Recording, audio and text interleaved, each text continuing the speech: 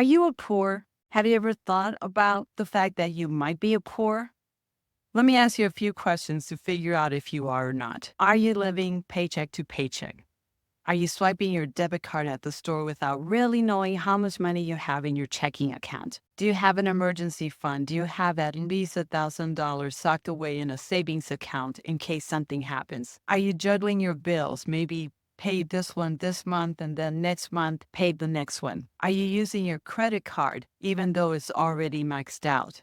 Are you doing what I used to do a lot, which is the pay in four applications on the phone, like Klarna, Affirm, PayPal Pay in four, and Afterpay? If you answer yes to any of those questions, I hate to be the one to tell you that you might be a poor. I'm a giver, so I'm going to help you out. I'm going to teach you how to do a zero balance budget. I don't want to hear that you've done budgets before and they didn't work, because budgets do work. You just have to be committed and disciplined. I don't want you to feel bad. I just want to explain the difference between a poor and someone living in poverty. In the United States, we have something called the federal poverty line. Now, how do I explain the federal poverty line? What it is a chart that shows an individual, a couple, a family of 3, 4, 5, 6, 7 people, and what the income level is every year that determines whether they're living below the poverty line or right at the poverty line.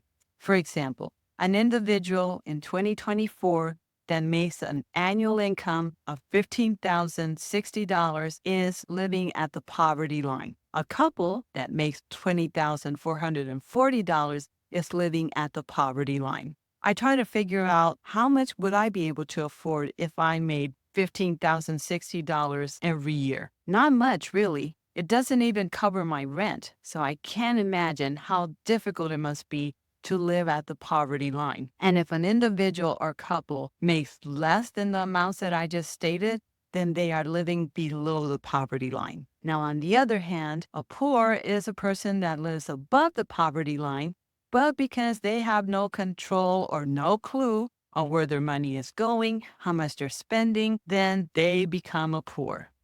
Let's get started. A zero balance budget is when you add up all your monthly expenses and deduct them from your monthly income. The result should be zero. If you get zero, then that means that you're allocating all of your money every month to categories: giving, savings, expenses, and debt. Let's start with an exercise.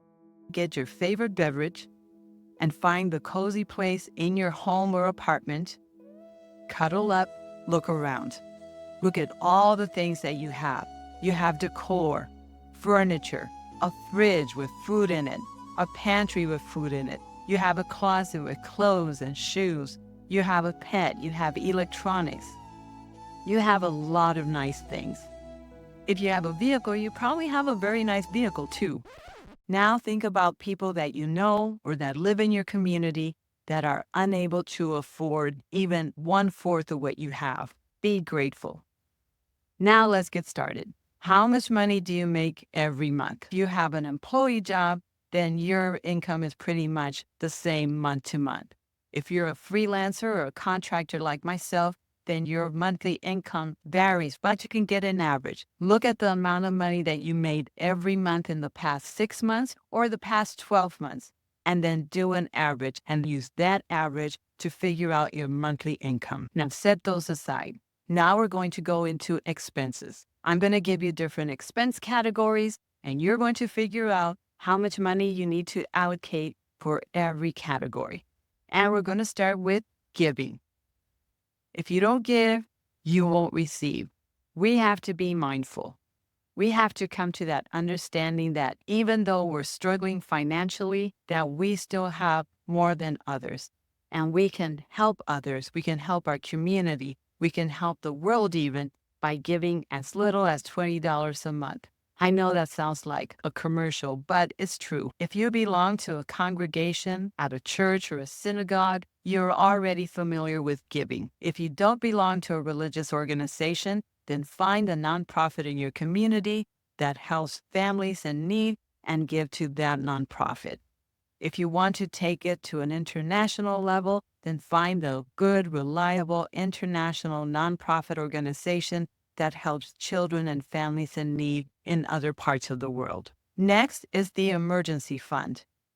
No, a credit card is not an emergency fund. So don't be telling me that you have to get a credit card for emergencies or that you have a credit card for emergencies. I did that once. I had a credit card for emergencies, and my emergency was the annual spring sale at Sephora. That didn't go over too well. I spent all my money at Sephora, and when I did have an emergency, my credit card was already maxed out. Well, I didn't buy everything at Sephora. I also went to Banana Republic, but you should have $1,000 in an emergency fund for emergencies. 4 out of 10 Americans have less than $1,000 saved. You want to have the $1,000 saved as quick as you can. The first thing that you can do is sell your stuff. Look around. What things do you have that you haven't used in years and have no plans of using in the future that you could sell on, let's say, Facebook Marketplace or eBay? I did that, and it was really painful. I love the outdoors, and ever since I moved to Colorado, I have purchased gear every year, so I had quite a bit. But I no longer rock climb, I haven't been snowshoeing in forever, and I haven't been backcountry hiking and camping, and I don't think I'll be going anytime soon. So, with pain in my heart, I gathered all my stuff and I sold it. Be honest with yourself. Look around. What things can you sell that even though you may not want to do away with, maybe it's time now. The second thing that you can do to build up your emergency fund is getting a part-time job. Yes, I know you have a full-time job and you don't want to be working extra. You just want to come home and relax and then go back to work the next day. I totally understand that, especially if you're a parent and have children at home. The truth is that you need to get your finances in shape so you can better take care of your family and yourself. And as long as you have the ability to work, you are in control. You are able to increase your income so that you can get out of debt and build savings. But you could be smart about part-time jobs. You can get a job that can give you benefits. For example, I worked at a supermarket. I got a 15% discount. And during the holidays, they gave us a 20% discount. It was awesome. And it wasn't that hard. All I had to do was stock shelves. I also worked at a yoga studio cleaning the studio. I got discounts on classes. One year I worked for Zara during the holidays, and they gave us a $100 gift card. I was like, ka-ching! You can also work from home. If you're an interpreter like myself, you could do over-the-phone interpreting from the comfort of your own home. You could work weekends or weeknights. If you get a rate of 35 cents per minute, you'll be able to make $21 an hour. When you start putting your money away for your emergency fund, do not put it in a regular savings account at the bank. Use a high-yield savings account. There's quite a few of them. You could get anywhere from 4.2% interest to up to 5% interest. So find one that works for you. A lot of these accounts do not have any fees, and they allow you to withdraw money when you need it. Now we're going to start with the top 3 expenses. The first one being housing. Add all your monthly expenses for housing. So that would be mortgage payment, rent payments, and maybe even homeowner fees. The next category is transportation. Add your car payment, how much you spend in gas every month, and maintenance. I know there's property taxes and insurance, but we'll cover that in the next category. Don't forget Uber and Lyft rides. Here's an exercise that I want you to do with me. How much do you owe on your current vehicle? How much did you pay for the loan on your current vehicle? Do you have an income of $60,000 a year, but your vehicle is $25,000, $35,000, maybe even $50,000? Yeah, then you probably can't afford the car that you have. So think about this. Strongly consider selling your car. I said it. I know. I said it. Yes, sell your car. Go to Edmunds.com or KBB.com, which is the Kelley Blue Book, and find out how much your car is worth and sell it. What are you going to do for transportation? Easy. With the money that you get from the sale of your car, you'll be able to get a reliable used car, $10,000 or less. I heard you screaming again. Where are you going to get a reliable used car for $10,000 or less is what you're saying. You just have to know where to look. Edmunds.com and KBB.com, not sponsored, can help you find one in your area.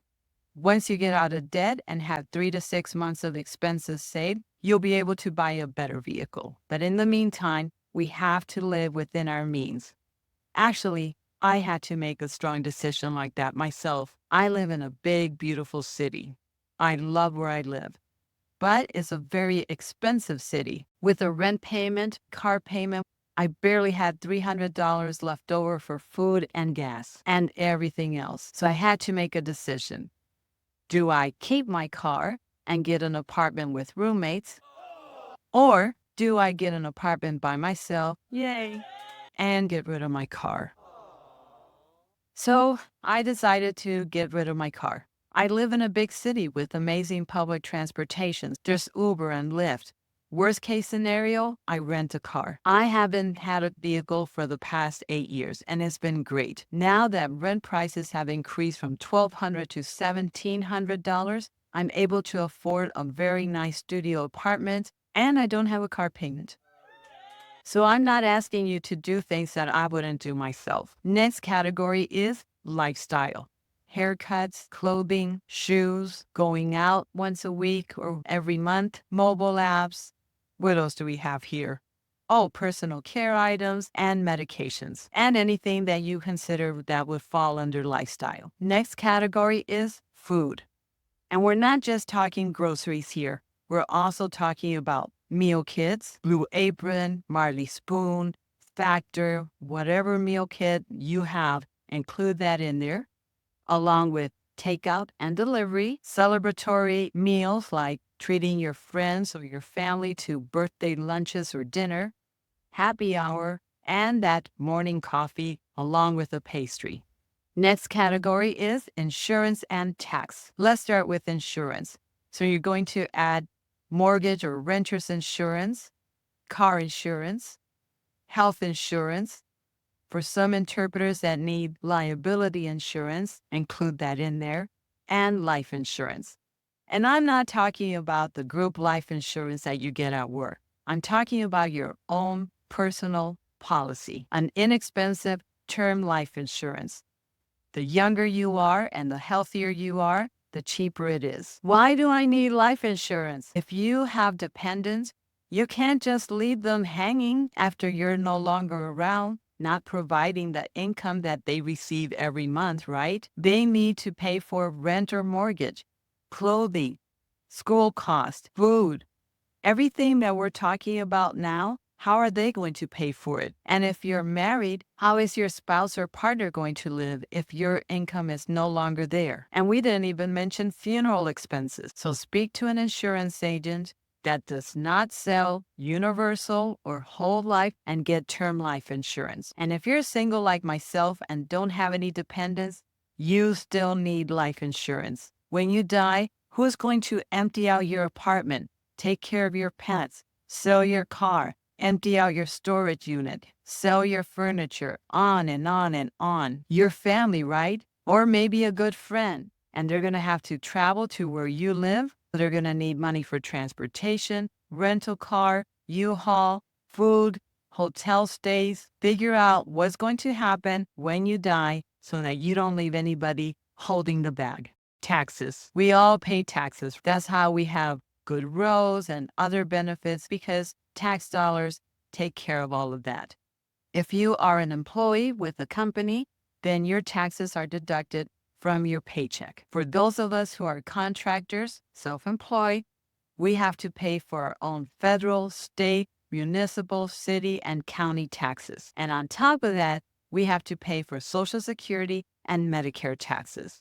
It all comes up to about 16%, but don't quote me on that. I am not a tax professional, okay? Speak to a tax professional and learn how to pay for your taxes quarterly or at the end of the year when you receive a 1099 form. And even if your taxes are deducted from your paycheck because you're an employee, speak to a tax professional. You may be able to reduce the amount of taxes that you pay. Speaking of reducing the amount of taxes, if you're self-employed, save the receipts for everything that you purchase or spend for doing your job. So that would be internet, cell phone, pens and pads, electronics, headsets, microphones, whatever you purchase to do your job as an interpreter, you need to save your receipts so you can deduct those expenses from your taxes at the end of the year. Now that I'm doing a podcast, I'm actually saving my receipts for haircuts and makeup. It's a tax deduction. I can't show up in front of the camera with no makeup on, right? So there you have it. And you could even deduct the workspace that you use in your home if you work from home. Next category is cash. Cash that you allocate for yourself. It's no fun having a budget if you don't have money that you can spend on whatever you want during the month. Put aside $50, $75, or $100 a month so that you can do whatever guilt-free because you've allocated it in your budget, so you have no guilt trips in using whatever amount of money that you allocated for fun. Now for the big D, debt. There is no such thing as good debt. Debt is debt. Debt is when you owe somebody money, whether that be an individual or financial corporation. Personal loans, car loans, home loans, maybe family members that you borrowed $400 or $1,000 from and you haven't paid them yet. And don't forget to add any debt that you stop paying on. Just because you stop paying on a debt doesn't mean that it's going to evaporate into the ether. You still owe that money. You're responsible. And let's not forget what so many people have, student loans. I feel for you guys that have student loans. I saw someone on TV talking about their student loan. Every month they were paying $630 and less than $200 was going to the principal. Now it's time to zero it out. This is where we're going to take all of the expenses that you've added for all of the expense categories, and we're going to deduct it from your monthly income. And you're going to get one of three results. The first result, monthly expenses, deducted from your monthly income, result 0. That means that you have a zero balance budget. Every hard-earned dollar is going to either savings, an expense category, or paying toward debt. The next result that you might get, expenses deducted from your monthly income equals money left over. You're going to have to go back to your budget and take that amount of money that you had left over and distribute it between the different categories. You might want to add more to paying debt, or maybe add more to savings, or maybe add more to food. Whatever you decide to use it on, just go back to the budget and add that amount of money to whatever category you want. And then take your expenses, deduct it from your income until you get 0. The third result that you might get from monthly expenses deducted from your monthly income is negative. That means that you're in the red. So you'll have to go back through your budget and start trimming some of the categories. Now the painful part, staying on your budget, because you're going to have to restrict yourself from things that you used to spend your money all willy-nilly. You're going to have to be disciplined and responsible. And we haven't even talked about saving for your children's college education, saving for retirement, and saving 3 to 6 months worth of expenses in case you are unable to work. I told you I'm a giver. 2 people that are givers that have helped me a lot and are not sponsored are Dave Ramsey and Susie Orman. For more than 40 years, they have helped people build wealth, get out of debt, and save. And get the free EveryDollar app. It's available for Apple and Android. Well, that's it. Hit me up 3 months from today and let me know how you're doing with your zero balance budget.